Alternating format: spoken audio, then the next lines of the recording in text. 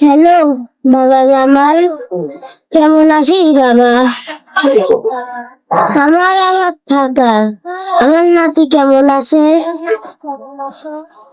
এই বৃদ্ধাশ্রমে অনেক গরম, আমার রুমের ফ্যানটাও আস্তে আস্তে ঘুরে। ওকে না বলেছি একটা নতুন ফ্যান লাগাই দিতে? এবার দেখতে আসার সময় নতুন ফ্যানটা নিয়ে আসবি। আমার তো সময় শেষ, এই ফ্যানটা তোরও কাজে লাগবে। তুই তো আবার গরম সহ্য করতে পারিস না।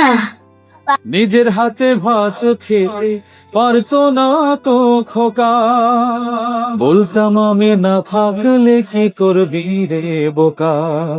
ঠোঁট ফুলিয়ে কাঁদতো খোকা আমার কথা শুনে, খোকা বোধ হয় আর কাঁদে না, নেই বুঝি আর মনে।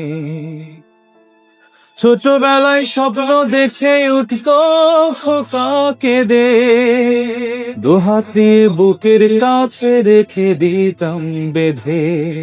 দুহাত আজ খোঁজে ভুলে যায় যে একদম, আমার ঠিকানা তাই বৃদ্ধাশ্রম, আমার ঠিকানা তাই বৃদ্ধাশ্রম।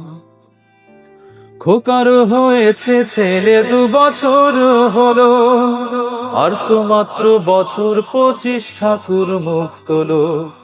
100 বছর বাঁচতে চাই আমার এখন।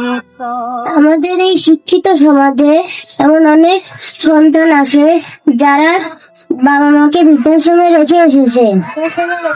যেই বাবা মা আমাদের অনেক কষ্ট করে মানুষ করেছে, আমাদের কখনোই উচিত না তাদের বৃদ্ধাশ্রমে রেখে আসা। ধন্যবাদ। চিন্তার স্বপ্ন দেখি ভীষণ রকম।